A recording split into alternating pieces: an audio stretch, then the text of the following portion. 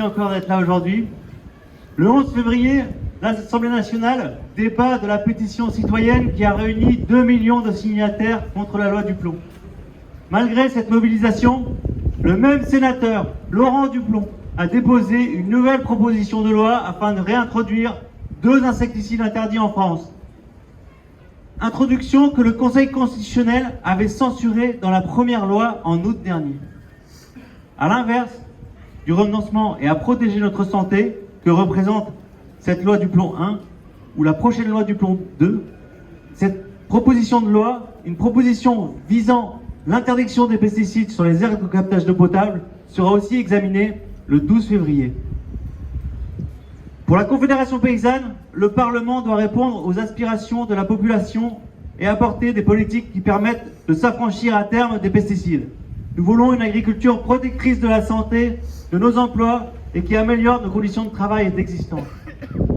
Les pesticides sont une menace pour de nombreux travailleurs et travailleuses, que ce soit dans le monde agricole, dans les entreprises qui les produisent, qui les transportent, mais aussi jusqu'à chez les fleuristes.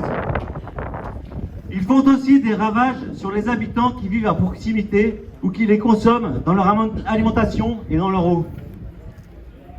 Ils sont l'une des causes de l'épidémie de cancer en cours, y compris pédiatrique, mais aussi pour bon nombre d'enfants qui naissent avec des handicaps irréversibles dus à des molécules mutagènes et reprotoxiques. Enfin, l'usage des pesticides fait partie de ces activités humaines responsables de la 6e extinction de masse. Préserver la biodiversité, et notamment les insectes pollinisateurs, est une nécessité, en particulier pour notre survie alimentaire, la santé au travail, la santé au public, la santé environnementale, c'est le même combat. Nous nous opposons à la volonté de l'Union européenne, elle aussi, qui à l'occasion de la loi Omnibus veut autoriser de manière illimitée des produits dont la nocivité est avérée, tels que le glyphosate ou l'acétamipride. Nous condamnons son double jeu. Première région productrice et exportatrice de pesticides, elle exporte des molécules dont elle interdit pourtant l'épandage sur son territoire, pour ensuite importer des produits traités et créer une concurrence déloyale pour les agriculteurs et agricultrices de France. Nous nous opposons aux accords de libre-échange, comme celui entre l'UE et le Mercosur, qui nourrissent ce système. L'État français a également une responsabilité historique. Le chlordécone, pesticide non biodégradable utilisé en Guadeloupe et en Martinique pour la culture de la banane, interdit en 1990 dans l'Hexagone et seulement 3 ans plus tard dans les Antilles, menace encore plus de 90% de la population actuelle de ces départements. Cette substance très pathogène pour la santé humaine représente dans les sols et la mer, présente dans les sols et la mer pour des siècles encore. Aucune réparation de la part du gouvernement français n'est pourtant envisagée. Nous exigeons qu'une autre agriculture, à rebours du modèle productiviste et concurrentiel imposé aujourd'hui, qui rend très difficile le non-recours aux pesticides, c'est le même modèle qui entretient la précarité du monde agricole et qui crée des conditions de travail indignes dans la production, la transformation, la distribution alimentaire. La loi du plomb n'a apporté aucune solution aux difficultés économiques et sociales du monde agricole, comme le montrent les mobilisations actuelles. Que cela soit clair, nous ne laisserons pas quelques lobbies et politiques en roue libre nous empoisonner, ainsi que les générations futures, sur l'autel du libéralisme à bout de souffle.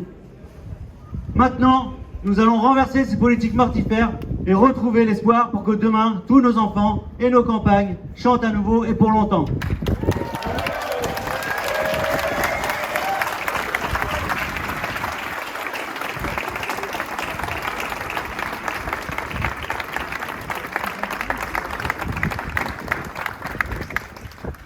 Bonjour à toutes et à tous, merci d'être aussi nombreux. Je suis Alain du groupe local de Greenpeace à Brest. Et ces derniers temps, le gouvernement a annoncé de nombreuses mesures qui, soi-disant, ont répondu aux mobilisations de l'été dernier. Mais pour Greenpeace, il est important et essentiel de s'y opposer fermement. L'annonce d'une loi agricole par Sébastien Cornu répond aux seules exigences de la FNSEA. Cette loi d'urgence contiendra des mesures supplémentaires sur l'eau qui faciliteront son accaparement par une minorité d'irrigants. Par ailleurs, le flou concernant les moyens de production et le sens donné à ce terme, tant par le Premier ministre que par la FNSEA, est particulièrement préoccupant. Il n'est pas acceptable d'ouvrir la voie à la réintroduction des néonicotinoïdes, dont l'acétamipride, alors que plus de 2 millions de citoyens et citoyennes et des centaines de scientifiques et de professionnels de santé se sont mobilisés contre cette mesure, censurée par le Conseil constitutionnel. Laurent Duplon a annoncé son intention de déposer à nouveau jeudi prochain un texte visant à réintroduire l'acétamipride. En déni total de la démocratie, les annonces visant à porter atteinte à la protection de l'eau, dont la mise en place d'un moratoire immédiat sur les décisions liées à la politique de l'eau, suspendent l'ensemble des décisions et bloquent l'adoption d'une mesure dans le bassin versant de la Vilaine, mesure qui vise à interdire un pesticide autour des aires de captage. Parallèlement, la tentative affichée de saper la directive nitrate au niveau européen, accompagnée d'instructions au préfet pour chercher des dérogations, constitue un coup sévère porté à la lutte contre la pollution des eaux par les épandages d'engrais. Dans le même temps, au niveau européen, les attaques se multiplient via le paquet législatif Omnibus soutenu par les lobbies de l'agriculture française, industrielle et avec l'assentiment du gouvernement français, qui ouvrirait la voie à une autorisation quasi illimitée de certains pesticides. De nombreuses données sanitaires montrent pourtant un lien alarmant avec la multiplication des pathologies, l'épidémie de cancer et l'émergence de maladies neurodégénératives fortement aggravées par la multi-exposition aux pesticides, dont les paysans et les paysannes sont les premières victimes.